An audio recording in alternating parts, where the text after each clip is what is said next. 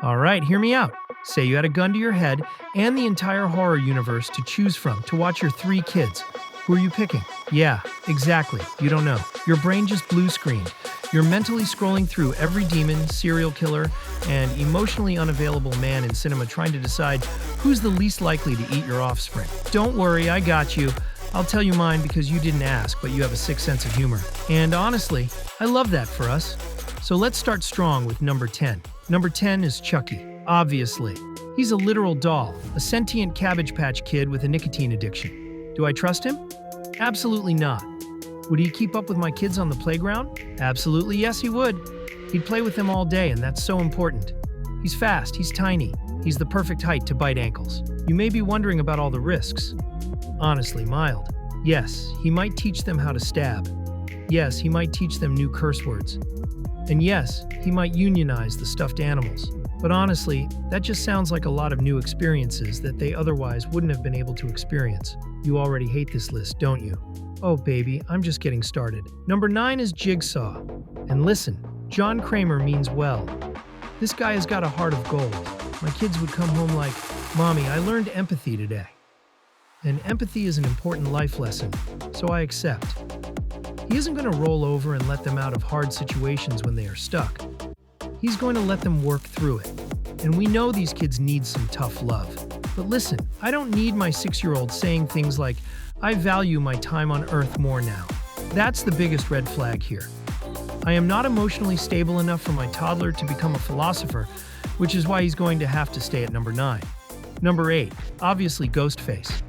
Listen, man tries. And he's so silly for kids, right? He's falling down, he's slipping, he's wheezing in the mask, like it's allergy season. He's calling me from the kitchen asking where the juice boxes are. This man knows how to communicate and keep things light and fun for the kids. He loves playing tag and hide and seek. It's a great match. I do think the only downside here is the mask. No, not because it's scary, because I think my kids would ruin that white color almost immediately, and I'm a broke bitch and can't afford that replacement right now. Number 7, coming in strong with Leatherface, because the man runs like his life depends on it. He's chasing my kids around like it's the Olympics. He's not losing them. He's literally built for fetch.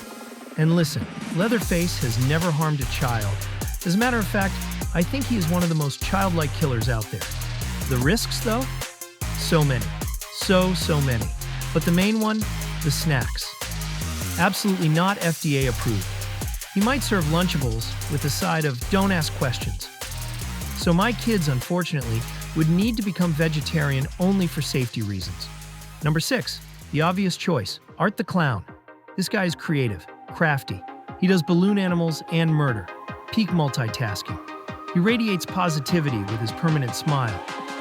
He is always carrying around a large bag, so he'd have no problem with a diaper bag or hauling around kids. Would he traumatize my children? Absolutely. But would he bond with them over crafts? Also yes. It's a double-edged sword. But this one feels worth the risk. Next up, Pennywise.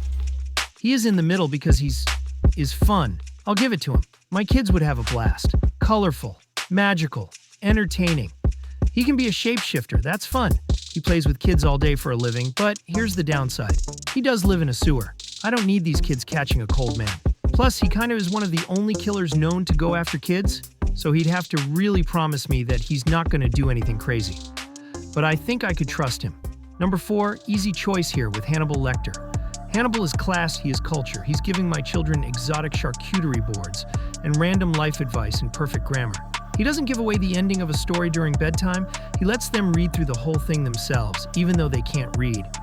Because that's just how dedicated of a babysitter he is. Risks. He might flambe a neighbor. He might saute a PTA mom. But he's not eating my children. He respects boundaries. And he respects good manners. Honestly, I'd hire him for me. Number 3, Patrick Bateman. He is number 3 because he'd be on time. That's important and non-negotiable. The bedtime routine, laminated. The toys, alphabetized. The dishes, wrapped neatly in plastic and disposed of somewhere I will never know. Not my problem. I wasn't there. The risk here is that my kids are squeamish around blood, so he'd need to promise no slaying during work hours. Which, normally, he's a nighttime kind of guy. So what he does in his free time is none of my business. He seems like the type to force broccoli into every meal. That's a red flag. My kids don't eat broccoli. Unless he feeds them goldfish every 30 minutes. It won't work for us, Patrick. Number 2 comes at no surprise, Norman Bates. He's soft-spoken, he's polite, he'd tuck my kids in like, "Good night, sweetheart," and then go talk to a corpse. But this dude respects his mama. He loves his mama. And I need my sitter to instill those types of values into my children. Look, the man is insane, but he's respectfully insane. Like a Trader Joe's employee, right? He's not gonna kill anyone around my kids. He's gonna wait till they go to bed and then go do what he needs to do in a graveyard when I get home. And for our number 1, the babysitter of the damn century, the icon, the nurturing nightmare herself, barbarian mom. Yes, her, our queen, the 7-foot-tall, breastfeeding cryptid living in an underground nightmare compound. Because here's the thing, she is protective, she is committed, she is affectionate in the most deranged way possible. She's literally a mother, you guys. She has it in her heart to care for the children. There are a few things we would need to discuss that won't be allowed. Unfortunately, breastfeeding the entire family is off the table. No playing in tunnels and no trying to replace me as the mother. But I feel like laying some ground rules would eliminate any potential problems here. You can't buy that kind of childcare. So yeah, those are the horror babysitters I trust with my bloodline. Drop in the comments your number 1 babysitter choice and validate all my rankings above, since we both know I make a ton of sense. Drop a follow if you want to be friends. See you guys soon.